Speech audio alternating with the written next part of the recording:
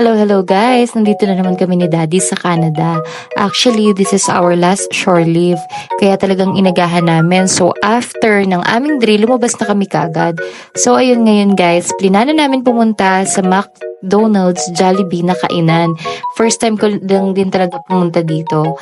So, ayan guys, kung seaman kayo at nagdak kayo dito sa may Halifax, guys, ituturo ko sa inyo kung paano pumunta doon.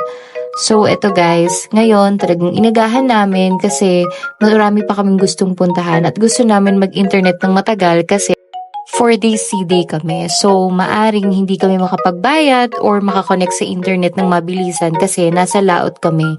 4 na araw yun guys. Kaya ngayon, i-enjoyin talaga namin yung buong araw namin sa Halifax.